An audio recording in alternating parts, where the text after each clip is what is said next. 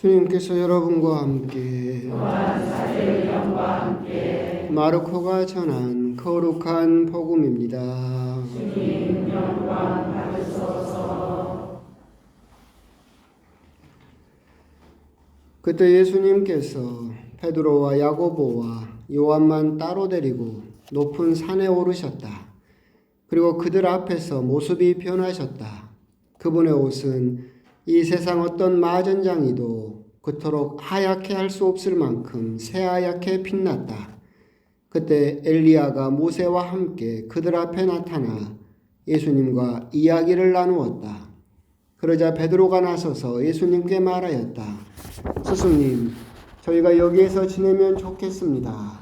저희가 초막 셋을 지어 하나는 스승님께, 하나는 모세께, 또 하나는 엘리야께 드리겠습니다. 사실 베드로는 무슨 말을 해야 할지 몰랐던 것이다. 제자들이 모두 겁에 질려 있었기 때문이다. 그때 구름이 일어 그들을 덮더니 그 구름 속에서 이는 내가 사랑하는 아들이니 너희는 그의 말을 들어라 하는 소리가 났다. 그 순간 그들이 둘러보자 더 이상 아무도 보이지 않고 예수님만 그들 곁에 계셨다. 그들이 산에서 내려올 때에 예수님께서는 그들에게 사람의 아들이 죽은 이들 가운데에서 다시 살아날 때까지 지금 본 것을 아무에게도 말하지 말라고 분부하셨다. 그들은 이 말씀을 지켰다. 그러나 죽은 이들 가운데에서 다시 살아난다는 것이 무슨 뜻인지를 저희끼리 서로 물어보았다. 주님의 말씀입니다.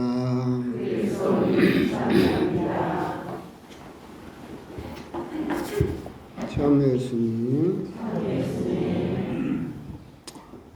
오늘 이야기를 하다 보면 쓸데없이 막 이야기가 막 중구난방 길어질 것 같아서 잔소리 안 하고 바로 오늘 독서와 복음 이야기를 잠깐 하겠습니다.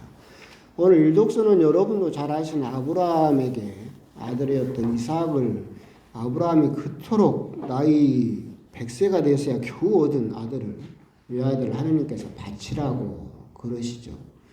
물론 이제 그 배경하에서 이제 재밌는 것은 그런 거예요. 아브라함이 이제 모리아 산으로 가서 이삭을 바치려고 하는 돌이 있죠. 오늘도 그 바위 위에서 바치려고 했다고 하잖아요. 그 돌이 세계에서 가장 논쟁이 많은 돌입니다.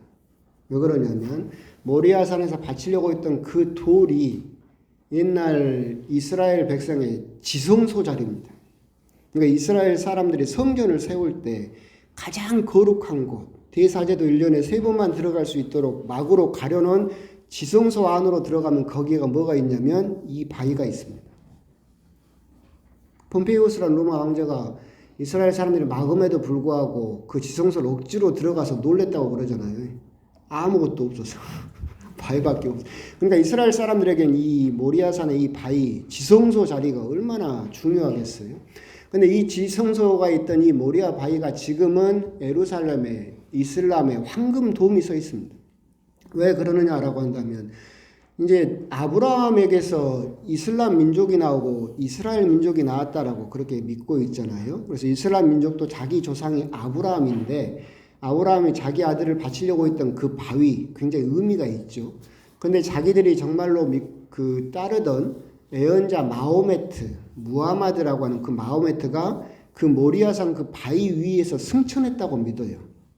물론 마호메트는 예루살렘은 가본 적이 없어요. 환시 중에 마호메트가 환시 중에 승천했대요. 거기서. 그래가지고 거기에다가 황금 돔을 이렇게 세워놨어요. 그러니까 이스라엘 사람들은 지금 거기에 접근할 수 있느냐고 못해요. 그래서 통곡의 벽에서 기도하고 거기를 바라보면서 울고 있는 이유가 저기가 아브라함이 이삭을 바치려고 했던 그 모리아산 그 바위가 있어요. 거기가 우리 선조들이 계속해서 지켰던 지성소예요. 너무나 가보고 싶죠. 근데 막아져서 못 가죠. 이슬람 사람들이 차지해가지고 거기다 자기들 이슬람 사원을 세워놨죠. 그래서 전 세계에서 가장 논쟁이 많은 바위가 오늘 일독서에 있는 모리아산 아브라함 이삭을 바치려고 했던 그 바위다. 거기가 바로 지성소 자리이며 아울러서 이슬람 사람들에게도 목숨을 걸고 지켜야 되는, 그렇게 되니까 전 세계 3대 종교가 다 불꽃을 튀기는 장소가 바로 오늘 일독서에 나오는 이 바위다.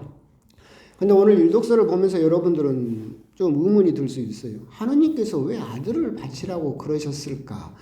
첫 번째는 이제 물론 그 하느님께서 배격하려고 하는 믿음이 있었는데, 그 당시에 이제 아브라함이나 그 후대 이스라엘 사람들이 계속해서 유혹을 받았던 믿음이 뭐가 있냐면 몰록이라는 신앙이 있어요.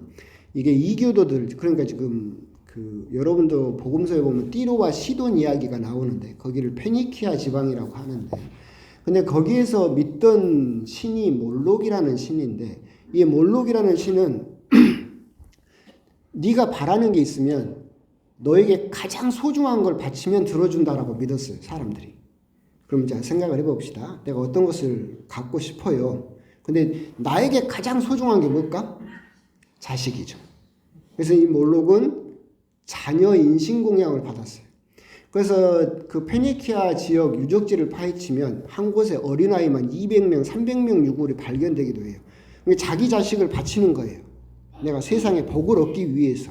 이 신앙을 하느님께서 정면으로 거부하셨다라고 하는 것이 첫 번째 의미죠. 하느님께서는 그렇게 자기 자식을 바치면서 네가 바라는 그 세상의 욕망, 그런 걸 들어주는 그런 하느님이 아니시다라고 하면서 그런 어린아이들의 인신공양을 거부하시기 위해서 이런 절차를 밟으셨다라고도 생각하시면 되겠고, 하지만 가장 결정적인 의미는 이거죠. 오늘 일독서에서 가장 사랑하는 이삭을 바치려고 했던 아브라함이었는데 결국은 그걸 하나님께서 막으셔서 아들을 바치지 않았죠. 근데 어떤 아버지가 정말로 자기 아들을 바쳐버렸어요. 죽여버렸어요. 다른 사람을 구하기 위해서. 누가 그랬어요? 하느님이 그랬죠. 하느님이 자기 아들 예수를 바쳐버렸어요. 그러니까 일독서에서는 아브라함이 바치려고 했던 걸 하느님이 막으셨지만, 실제로 오늘 이 독서에 있는 것처럼 당신의 친아드님마저 아끼지 않고 우리 모두를 위해서 내어주신 분께서라고 고백하는 것처럼 실제로 자기 아들을 바치신 분이 계신다. 그분이 바로 하느님이시다라고 하는 것을 우리는 함께 1독서와 2독서에서 그렇게 함께 묵상할 수 있다. 하느님께서 그렇게 지시한 것이 참 잔인하다라고 생각할 수도 있겠지만, 그 잔인한 일을 실제로 막으셨던 하느님이 우리들을 살리기 위해서 당신 아들을 그렇게 바치셨다라고 하는 것, 그것이 얼마나 우리들을 사랑하고 구원하고자 하시는가라고 하는 것을 결정적으로 또 드러내주고 있는 것이 오늘 1독서의 아브라함의 이야기다라고 그렇게 생각을 하시면 되겠습니다. 그러면서 오늘 복음은 이제 예수님의 거룩한 변모 이야기죠. 변모 주기는 8월에 따로 있지만 오늘 사순제 2주일에 예수님의 변모에 대해서 우리들이 또한 묵상하도록 교회는 초대를 하고 있습니다. 이것은 지난주 광야와 연결되어 있죠. 지난주 광야 강론에서 제가 그런 말씀을 드렸죠. 여러분들의 광야는 누구입니까? 그 광야를 정말 힘들고 떠나고 싶지만 떠나서는 결코 하느님을 만날 수 없다. 광야라고 하는 것은 힘들지만 거기에서 하느님을 만날 수 있는 곳이다. 오늘 복음도 똑같습니다. 십자가와 부활은 결코 둘이 아니다. 십자가를 버려서는 결코 부활에 이를 수 없다라는 것을 오늘 사순제 2주일에 우리들에게 묵상하도록 하고 있습니다. 왜 그러느냐라고 한다면 보시면 예수님께서 베드로와 야고보와 요한만 따로 데리고 높은 산에 오르셨다라고 되어 있습니다. 그러면서 당신이 거룩한 변모, 부활의 모습을 미리 보여주시죠. 그러니까 지금 너희들 앞에 십자가라는 고통이 피와 땀을 흘려야 되는 처절한 죽음의 길이 보이겠지만 그 죽음은 끝이 아니고 끝에 이르면 이렇게 영광스러운 모습을 미리 보여주심으로써 격려하고 계시는 거죠. 그런데 베드로와 야고보와 요한만 따로 데리고 높은 산에 오르셨다. 이 거룩한 변모를 보여주시면서 하셨던 이 말씀이 똑같이 반복되는 때가 있어요. 어디서 똑같이 반복되냐면 겟세마네 동산에서. 여러분들이 복음을 보시면 예수님께서 순환을 앞두시고 피땀을 흘리시면서 기도하시기 위해서 겟세마네 동산을 따로 가실 때 누구만 데리고 가요? 베드로와 야고보와 요한만 따로 데리고 올라가셔요. 똑같은 구절이 거기에 등장하죠. 그 말은 무슨 말이에요? 지금 거룩한 변모를 보여주시는 똑같은 상황이 당신의 순환에도 똑같이 등장하고 있다라는 이야기는 이 순환과 부활이 긴밀하게 연결되어 있다. 그 증인이 바로 그 증인이다라고 하는 거라는 것을 이야기를 할 수 있겠습니다. 그러면서 엘리야가 모세와 함께 그들 앞에 나타나서 예수님과 이야기를 나누었다라고 그렇게 되어 있죠. 여기서 엘리야는 구약의 애언서를 이야기를 하고 있죠. 구약의 애언서를 상징하는 인물이고, 모세는 그렇다면 구약의 율법을 상징하는 인물입니다. 구약 전체를 이야기를 하고 있는 거죠. 그래서 구약에서 예수님의 순환과 부활을 이미 이야기하고 있고 미리 예언했었다라고 하는 것을 이야기를 하고 있는데, 재밌는 점은 이런 부분입니다. 함께 등장했던 엘리야와 모세는 구약에서도 대표적으로 무덤이 없는 자라고 불리는 사람들입니다. 엘리야는 어떻게 됐습니까? 불마차를 타고 하늘로 올라갔어요. 그래서 무덤이 없습니다. 모세는 구약에는 분명히 죽어서 묻혔다라고 되어 있지만 그 무덤이 어디 있는지 모른다. 그래서 이스라엘 사람들은 그 후로 어떻게 믿었냐면 모세 역시 승천했다라고 믿었습니다. 구약에서 그 다른 사람이 승천했던 거죠. 그래서 구약 성경에는, 정경에는 들어있지 않지만 모세 승천기라는 구약도 있습니다. 그래서 구약 사람들은 모세 역시도 승천했다라고 그렇게 믿었었고, 그렇기 때문에 엘리야와 모세는 구약 성경에서 대표적으로 무덤이 없는 자, 이 두 사람이 예수님과 이야기를 나누었다라고 하는 것은 예수님 역시 무덤이 비어있게 될 것이다. 결국 예수님의 부활을 또한 미리 이야기를 해주고 있다. 결국 높은 곳에 오르셨다. 산 위에서 당신의 거룩한 변모, 부활의 모습을 보여주시고, 하지만 대비적으로 산 아래로 내려가면 기다리고 있는 현실은 어떻습니까? 죽음이 기다리고 있죠. 어떤 마전장이도 더 희귀할 수 없을 것처럼 보였던 그 옷은 채찍질에 의해서 갈기갈기 찢어지고 피로 범벅이 될 겁니다. 그렇게 해처럼 빛나던 얼굴은 가시관을 쓰고 피를 흘려서 눈두고는 볼 수 없을 정도로 처참하게 변하게 될 겁니다.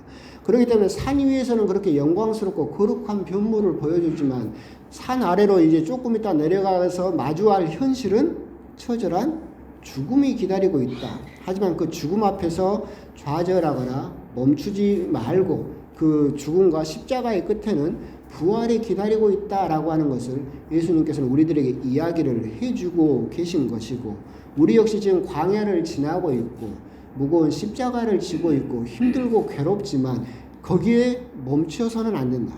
그 십자가를 통과하고 그 광야를 지나가게 되면 거룩한 영광스러운 부활이 기다리고 있다라고 우리들을 격려하고 계신다라고 하는 겁니다. 그런데 이 부분에서 이제 베드로가 덜컥 나서죠. 베드로도 알잖아요. 산 아래 내려가면 현실은 처참해요. 그러니까 어떻게 하자게요? 그냥 여기 삽시다. 여기 꿀 떨어지고 얼마나 좋아요. 그냥 여기서 그냥 달콤하게 그냥 내려가지 말고 저 처참한 현실을 마주하지 말고 여기 삽시다. 초막 셋을 지어서 그렇게 예수님에게 이야기를 하죠. 하지만 예수님은 그런 그냥 겉으로 꾸며진 그런 허황된 영광은 거부하시고 실질적으로 피를 흘리시는 십자가의 길을 직접 걸어 내려가신다. 사실은 우리들에게도 닥치는 유혹이죠. 그냥 십자가 없이 부활만 있었으면 좋겠어요. 그냥 고통 없이 영광만 있었으면 좋겠어요. 근데 예수님은 그것은 불가능하다라고 이야기를 하죠. 여러분도 뻔히 다 알아요. 여러분들이 여러분 자녀한테 맨날 이야기하잖아. 여러분 자녀한테 공부하라고 하는 이유가 뭐예요? 공부를 안 하면 합격을 못 해요. 여러분 그건 너무나 잘 알고 있죠. 십자가가 없으면 부활도 없어요. 그렇게 자녀들한테는 그렇게 가르치죠. 근데 여러분 삶에서는 어땠으면 좋겠어요? 십자가는 빼고 부활만 있었으면 좋겠다. 제가 옛날에 잠깐 말씀드렸었는데 우리 어머니가 우리 아버지랑 한번 대판하고 나면 하시는 말씀이 있다겠죠. 뭐예요? 나도 수녀나 될 걸 그랬다. 수녀님은 십자가가 없을까요? 있어요. 여러분 보기에 본당시 보면 맨날 탱자탱자 노는 것 같죠? 신부는 십자가가 없을까? 있어요. 다 누구나 각자 나름의 십자가가 있고 그 십자가에게 닥친 현실은 처참하기 그지 없죠. 그래서 그 십자가를 피하고 싶어요. 베드로처럼 그냥 여기 삽시다. 그냥 부활만 당근만 먹읍시다 라고 이야기를 하는 신앙인들이 참으로 많다. 하지만 예수님께서 우리들에게 이야기를 하시는 것은 그런 신앙은 불가능하다. 십자가 없는 부활은 성립할 수 없다라고 하는 것을 우리들에게 이야기를 해주고 계신다. 그 부분에 대해서 오늘 사순절 2주일에 참으로 묵상을 해보실 필요가 있겠다. 그런 면에서 저는 우리나라 그리스도교는 참 병들었다라는 생각을 많이 합니다. 우리나라 그리스도교 신앙이 병든 이유는 계속해서 십자가를 빼버리고 부활만을 이야기를 하고 있기 때문에 우리나라 그리스도교가 근본적으로 많은 부분 부패해버렸다라는 생각을 하고 있어요. 그건 우리들이 생각을 해볼 필요가 있겠죠. 옛날에도 한번 말씀드렸었는데 이야기가 좀 길긴 한데 우리나라 개신교는 원래는 좋은 데도 많은데 미국에서 극단적인 복음주의가 들어옵니다. 근본주의가 들어오는데 그런데 그게 이제 우리 천주교는 박해가 끝나고 이미 힘이 다 빠져버려가지고 더 이상 교회 자체가 선교할 힘이 없었을 때 그리고 개항을 하고 일본이 들어오던 시대에 종교가 열리면서 개신교가 들어오면서 대대적으로 평양이나 이런 함경도 쪽으로 우리 개신교가 대대적으로 선교를 합니다. 그래서 평안도 쪽만 하더라도 평양 근교만 하더라도 주민의 80%가 개신교 신자다라고 할 정도로 개신교의 왕국을 세우고 있었어요. 그런데 6.25가 닥치면서 북한이 이제 뭐가 됐습니까? 공산화가 됐어요. 공산주의는 종교를 거부하죠. 그래서 대대적으로 개신교 신자들이 박해를 받습니다. 특히나 부자층 위주로, 지주층 위주로. 가난한 사람들은 그렇게 크게 박해받을 필요가 없어요. 그런데 부자들은 땅이 있고 집이 있고 돈이 많으니까 그걸 뺏어가니까 대대적으로 박해를 받게 되니까 북한에 있던 개신교 신자들 중에서 50%나 되는 신자가 남쪽으로 올라갑니다. 그러면서 이제 남쪽에서 대대적으로 개신교 선교가 일어나는데 이 개신교를 1세대라고 부르고 월남자 교회라고 부릅니다. 이 월남자 교회의 가장 유명한 사람이 지금도 모든 개신교 목사들이 존경하는 한경직 목사입니다. 그러면서 이 사람이 세운 교회가 영락교회죠. 그러면서 이 사람은 이승만을 열렬히 지지하면서 거기에서 또한 그 정권으로부터도 엄청난 혜택을 받죠. 그래서 조찬 기도회를 만들고 군종도 이 개신교가 맨 처음에 만들어서 목사들을 파견하면서 계속해서 선교를 이루게 되면서 그렇게 부흥을 이루게 되죠. 기치는 한 가지였어요. 반공. 북한에서 쫓겨왔잖아요. 그래서 공산주의라고 하면 아주 치를 떨면서 싫어했죠. 반공을 내세우니까 이승만하고 맞아 떨어지게 되고 여기 영락교회를 중심으로 만들어진 청년회가 서북청년단. 이 서북청년단이 제주도에 가서 죽창으로 사람을 수만 명을 죽였죠. 이 공을 치하해서 이승만은 서북청년단에서 300명을 서울대에 특혜 입학시켜줍니다. 이름으로써 우리나라에서 큰 기득권층이 하나가 형성이 돼요. 뭐예요? 개신교와 서울대라고 하는 큰 우리나라의 보수적인 기득권층이 그때 형성이 돼요. 그래서 그 사람들이 지금도 이승만 박물관을 세우고 이승만을 찬양하는 이유가 여기에 있어요. 이게 개신교의 1세대 월남자 교회였습니다. 이걸 계속해서 이어받아서 2세대가 등장을 합니다. 2세대는 우리나라 경제 발전을 통해서 강남이 개발되기 시작합니다. 그러면서 강남에 엄청난 교회가 들어섭니다. 뭡니까? 순복음교회입니다. 조용기 목사가 등장을 하면서 경제가 개발되면서 강남이 개발되면서 수많은 부를 끌어당기는 순복음교회가 개신교회 우리나라 개신교회 2세대를 이끕니다. 지금도 등록 교인만 9만 명이라고 그러죠. 아시아에서 제일 큰 교회라고 하는데 여기에서 이제 병폐가 들기 시작합니다. 첫 번째는 반공. 원수 사랑하라는 예수님 말씀과 다르게 내 재산을 뺏어간 반공, 공산주의는 죽창으로 찔러 죽여도 된다라고 했던 반공이 기조가 됐던 것이 계속 이어지면서 강남이 개발되면서 이제 돈이 벌리기 시작합니다. 그래서 조영기 목사는 삼박자 축복을 들고 나옵니다. 우리 교회만 나오면 돈 벌어요. 우리 교회만 나오면 건강해져요. 우리 교회만 나오면 하느님께 축복받아요. 삼박자 축복을 들고 나와서 대대적으로 부흥을 이룹니다. 이 모습을 본 수많은 목사님들이 그걸 따라하기 시작합니다. 그게 우리나라의 부흥신학입니다. 하나님만 믿으면 돈 많이 벌고, 하나님만 믿으면 건강해지고, 하나님만 믿으면 축복받아서 부흥해진다. 여러분도 생각하듯이 그 당시에 막 부흥 뭐 성인이 뭐니 엄청나게 했었죠. 잘 생각을 해보십시오. 여기에 십자가가 있습니까? 없습니다. 그래서 지금 우리나라 개신교를 또 막 들썩이고 있는 것은 긍정주의 신학하고 또는 거기에서 파생된 야베스 축복이라는 것이 굉장히 유행합니다. 야베스 축복은 여러분들이 역대기 상권을 보면 4장에 나오는 단 2줄 나옵니다. 야베츠라는 사람이 하느님에게 기도를 하죠. 제 땅을 넓혀주시고, 제 영토를 넓혀주시고, 제 고통을 없애주시고, 제 재앙을 막아주십시오. 그랬더니 하느님께서 그것을 들어주셨다. 내 영토를 넓혀주고, 내 고통을 없애주고, 재앙을 막아달라. 다 무슨 복이에요? 현세의 복이죠. 하느님 나라라는 이야기는 없어요. 이건 역시 삼박자 축복하고 같아요. 부흥신학이죠. 그래서 이게 우리나라 그리스도교를 결정적으로 병들게 합니다. 큰 건물 짓고 돈 많이 벌고 돈 많이 헌금하고 그러면 그 교회가 부흥해져서 하느님에게 축복받았다. 여기에는 십자가가 들어갈 틈이 없어요. 그 영향이 이 이야기를 개신교를 비판하기 위해서 하는 것이 아니라 이 영향이 우리 가톨릭에도 고스란히 옵니다. 수많은 가톨릭 신자들이 개신교를 보면서 부러워하죠. 왜 저 개신교는 저렇게 사람도 많고 저렇게 부흥하고 돈도 많이 벌고 건물도 많고 얼마나 부러워. 우리 가톨릭은 보니까 찌질이 가난해가지고 부러워 죽겠어요. 저기는 막 신자도 많고 건물도 뭐 올리고 하니까 저기는 하느님이 계시고 우리 가톨릭은 가난하니까 하느님이 안 돌봐주신가 보다. 그래서 이 영향이 가톨릭으로도 대대적으로 들어와서 가톨릭에도 대대적인 부흥회가 일어나기 시작합니다. 그러면서 건물도 크게 짓고 어떻게든 등치를 힘에 놀리죠.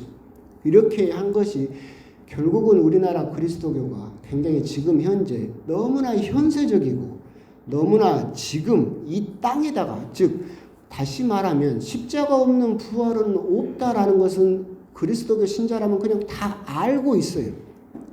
그런데 그 부활을 하느님 나라를 어디다 만들고 싶어요? 여기다 만들고 싶어요. 여기서 복받고 여기서 건강하고 여기서 잘 나갔으면 좋겠어요.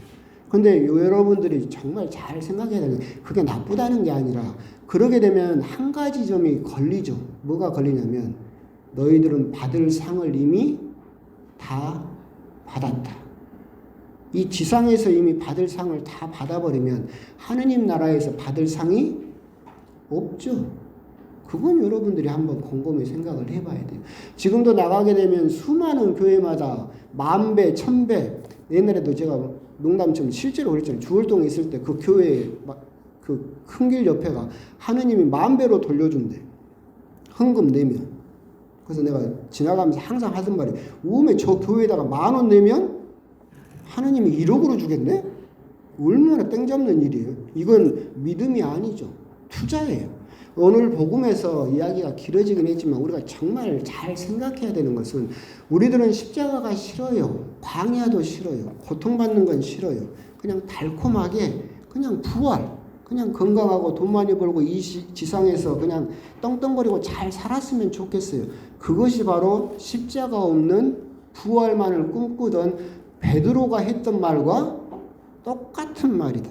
오늘 예수님께서 우리들에게 하고자 하시는 것은 그런 법은 없다. 그런 신앙은 신앙이라고 할 수가 없다. 그러면서 예수님이 기어코 산 밑으로 내려가셔야 했던 예수님의 그 이유와 그 마음을 여러분들이 한번 곰곰이 생각을 하시면서 누구에게나 여러분 모두에게는 다 광야가 있고 십자가를 지지 않는 사람은 그 아무도 없다. 아까 농담처럼 했던 것처럼 신부님도 십자가가 있고 수녀님도 십자가, 누구나 다 십자가가 있다. 그런데 여러분들이 그 십자가를 벗어버리면, 던져버리면 부활 역시도 있을 수 없다라고 하는 점. 그런 점 오늘 거룩한 편무 사순제 2주일 예수님의 그 모습을 보면서 나의 십자가 그리고 나의 광야에 대해서 한번 곰곰이 묵상을 해 보셨으면 좋겠습니다. 아멘.